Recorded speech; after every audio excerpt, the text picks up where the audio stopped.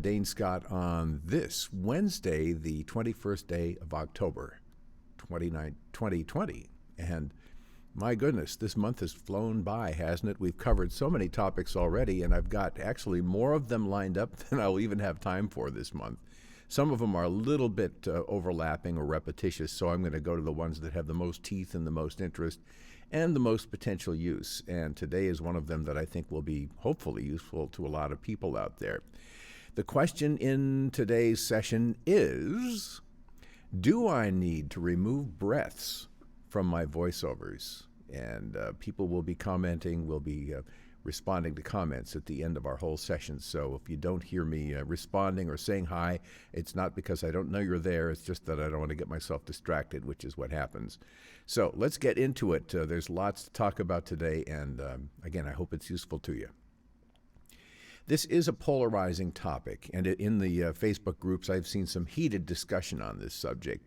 I'm going to tell you where I come down today, and I think that you'll find that I'm a reasonable person and that I have, I'm not an absolute, as in most things. It seems like during MythBusters this month, it's not been, you absolutely have to do this or you absolutely shouldn't do that.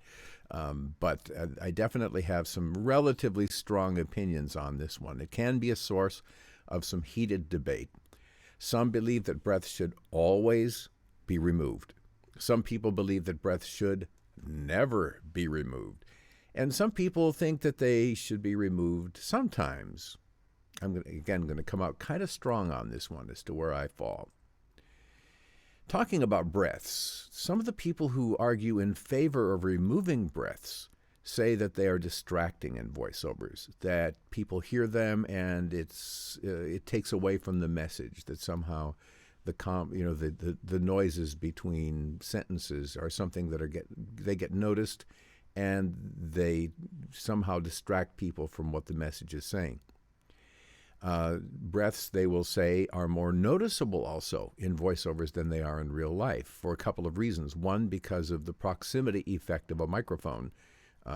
And this, I think, maybe would have been more of an argument back when more people were, real close in on their mics, like in the dynamic mic days. These days, with condenser mics, we're farther away. I mean, sometimes this far away. So there isn't going to be a whole lot of proximity effect.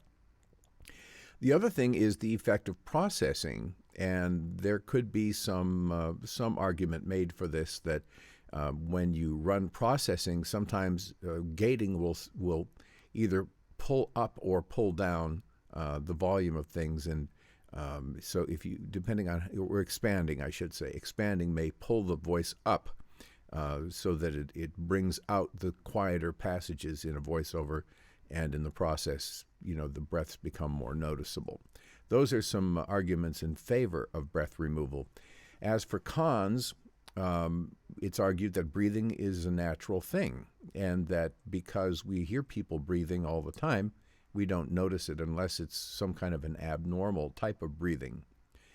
The argument also can be made that removing breaths has negative side effects, that the removal of breaths can sound unnatural. So this complete flip side of the other argument, especially if the breaths are completely silenced, that it can affect the timing and pacing of the voiceover depending on how the voices, or rather how the breaths are removed or not removed.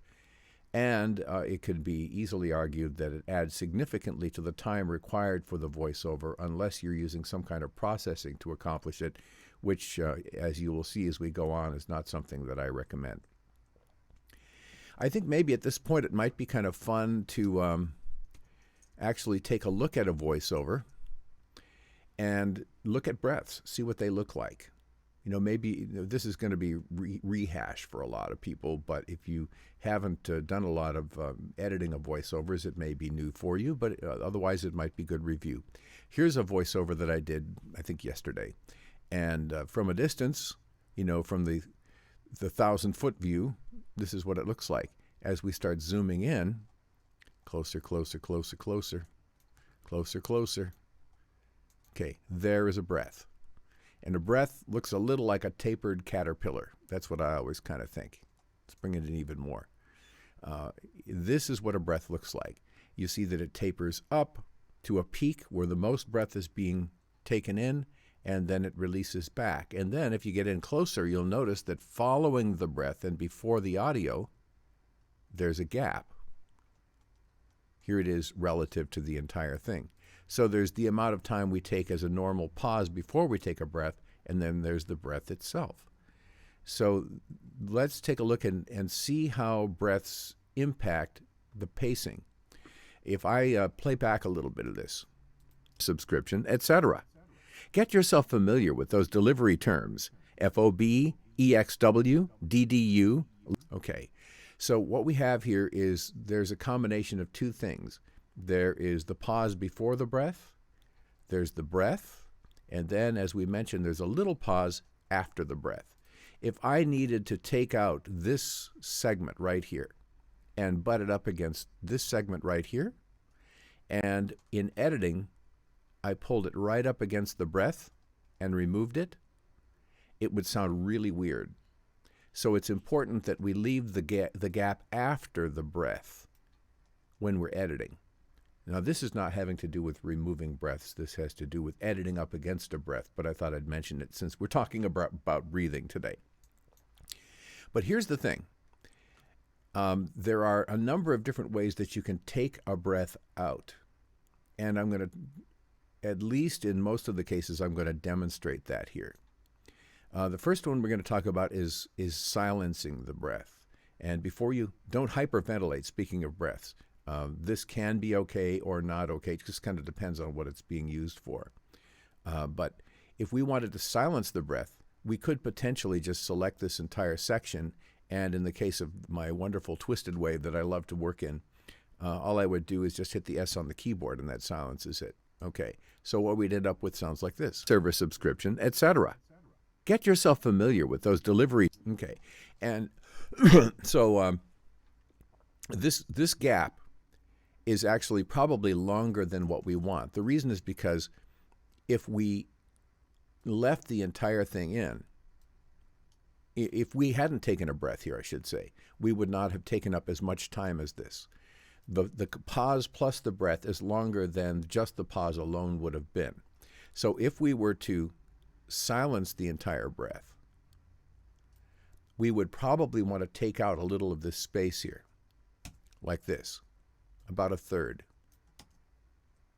And then you'll have a nice natural pacing, description, etc. Get yourself familiar with. Okay, so that sounds pretty good. I'm going to undo all of that. And the next thing we'll do is to reduce the breath. In this case, we're not completely obliterating the breath. We're just going to reduce its volume.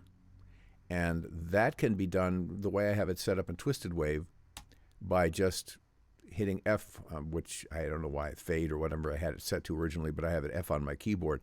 And right now, just for our purposes here, I've set it to a -15 dB. And when I hit apply, it has not completely eliminated the breath, but it's reduced it significantly in volume. Okay? So then let's listen again. Description, etc. Get yourself familiar with those. Okay, so there again, that's another way that you can do it. And one of the benefits of this is that you aren't leaving a dead gap where the breath was taken out previously by just totally muting it. So this can be a good approach to take if you seriously feel that you need to remove breaths and you don't want to have to paste in room tone, for example, or to use some kind of processing to insert room tone. This is another approach you can take, is to just go through and very quickly select each breath, and in this case, with my software, just hit a key and enter, and it just drops it back by 15 dB. So there's a second approach. I'm going to undo that now. And the next one we're going to do is to delete the breath. Okay. In this case, we want to start at the taper and go down to the end. When we delete the breath, what we will have left behind is this, etc. Get yourself familiar with those. It's a little tight. Now, it's maybe not as noticeable on this as it might be on some others, but what I recommend that you do is to not completely delete the space that a breath represents. What I would tend to do is this. I would select the breath, I would mute it, and then I would cut it back a little bit like that. I'll do that again. Select the breath, and then I would hit M or S for silence is what I have it set to mine on. And then I would remove a little bit of that, but not all of it, because the breath does represent part of the pause, etc. Get yourself familiar. Okay, so this actually, if truth be known, this is a lot of times what I'll do if I really feel that I need to take a breath out, is I'll silence it, mute it, and cut a little of it off, but not, I'll leave some of the breath because the pause was intentionally shortened to allow for the breath. So there's a little timing thing. And a lot of what breaths do is they impact the metering or the pacing, you might say. So if you impact the pacing by editing or deleting the breath or muting it or whatever you do, it will affect the pacing of the voiceover a little bit. So here are a couple little compensatory things that you can do to make sure that you don't mess yourself up. Again, if you're going to totally delete them, pacing is altered by the removal, so you can go ahead and delete it, but probably, actually that was a mute. Mute it, cut it back like that. Or if you're deleting the breath completely, I would tend to add just a tiny bit of gap here. I've got to set to record and stop recording by R on my keyboard, so I could just very quickly, just a little jot and a tittle like that, etc. Okay. All right, so that shows you some things that you can do. Then I'm going to talk about one other process that can be done, and that is to use the gating feature on your software, running a filter that sometimes the filter will be called de-breath. Honest to goodness, I've never seen that work well. It always has, to me, to my ear at least, an unnatural sound. And here I come down pretty strongly on it. I don't believe in de-breath filters at all. I've messed with them, and I've also heard from a lot of people that have tried using them, and they kind of make a mess. So those are my feelings on that. All right, and so I'm going to get this out of the way just for a sec. Let's move on. All right, when can breaths be safely removed? Let's talk about that. I would say that one of the times when breaths tend to sometimes be removed, and this is not always. I've heard commercials on even network television where the breaths are still in there because it just sounds more natural. But in some cases, commercial production, they'll remove the breaths. And part of the reason you can get away with that is because more often than not, there is music going on in the background. And so if the voice stops, if there's a gap, it's not really noticeable whether there's a breath or not because there's music playing. Okay. And the same would be true of any other narration. And there are a lot of videos where potentially you could edit out breaths and it wouldn't be that noticeable because there's music happening at the same time. When is it unavoidable, the removing of breaths? I would say that in the case of fast reads, I'm going to pull this up now. In the case of fast reads, sometimes you have no choice but to remove breaths because it's the only way you can squeeze it all in. And the technique that I showed you there is a good, effective way. What I do is actually, and I don't hesitate at all about silencing, just muting the breath and the entire gap, because again, with commercials, almost 100% of commercials have got music behind them. And even if they don't, if it's a really fast read, all bets are off. You just need to get the breaths out of there. You need to even decrease the remaining gaps. And then sometimes you have to do additional processing beyond that. And sometimes you have to revoice in order to squeeze it all in. But there's absolutely no sin in removing breaths from a fast read. Some commercials, there's no other way. A lot of politicals, there's a lot of copy in them. And this is actually a political right here. And I'm going to play a little of it here for you. This is not to promote or demote any particular politics here. It's just as an example of a read, okay? So here we go. County Commissioner Lee Constantine, by the numbers. 65-year-old Lee Constantine apologized for sexually harassing a 19-year-old UCF intern. Lee's now banned from recruiting UCF interns by the school for their safety. 3 aides accused Lee of creating a hostile work environment. $11,200, what county taxpayers spent settling a lawsuit with 1 aide. 2 DUIs Constantine has gotten while in office. 1 guy you wouldn't trust with your kids. Why trust him with your county?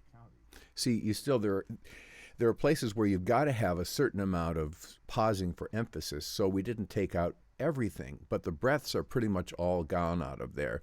And if we needed to, we could still, you see, if I zoom in on that waveform, you can see that is totally silenced there. It's just muted. I muted the entire gap, including the breath and the gap, and then just cut into it a little more, which I could do even right here.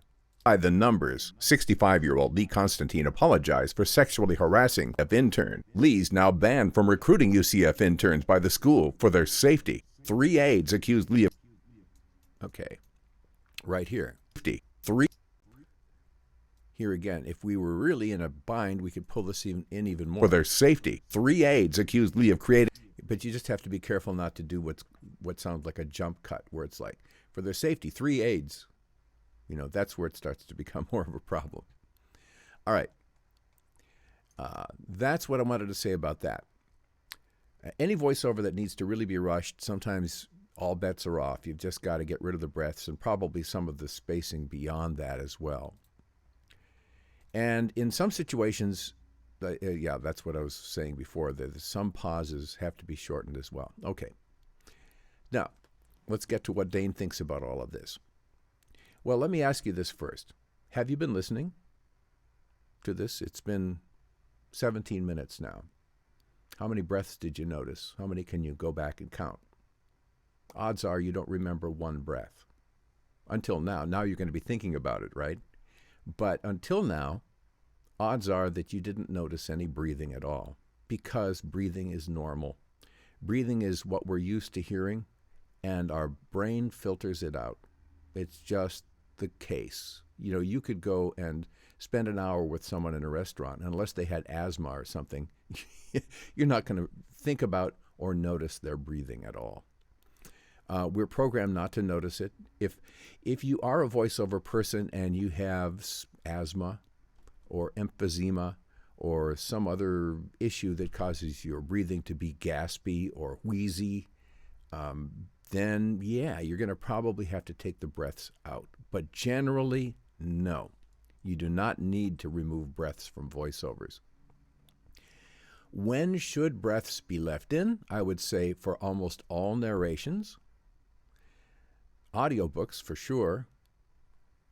In many cases, commercials too. When should breaths be minimized or removed? Some commercials, and extra fast reads, where you have absolutely no choice in the matter. So my conclusion is this: save yourself the time and effort. Do not, as a matter of course, spend your hard-earned time removing breaths from voiceovers for clients. It's almost never, ever requested by a client. Very, very seldom. If I do 1,000 voiceovers, maybe 2 might ask for breaths to be removed. It doesn't happen. Either one of 2 things. Either it is going to be a situation where the client has no strong feelings about it, which is often the case. Or if it is for, say, you're doing a voiceover for some studio, they'll make their own executive decisions after the fact when you supply them with your raw audio, whether they want breaths or not, or what they want to do with it. So it's not something you necessarily have to do. Now, if the client requests that you remove breaths, that's fine. And it's good to know the different techniques that we've been talking about for that. But if they do, I recommend that unless this is a steady client or someone that you're really trying to win, that you charge something extra to remove breaths, especially from a long narration. It's a lot of work. So I think that you can breathe easy on this one. I've done thousands and thousands of voiceovers, no complaints. One or two in 4 years. In the last 4 years, I've had maybe two people that I can think of that said, how come you didn't remove the breaths? And I said, because no one ever asks me to. But if you'd like me to, I'll be happy to do it for this amount extra. If they don't like it, I don't care.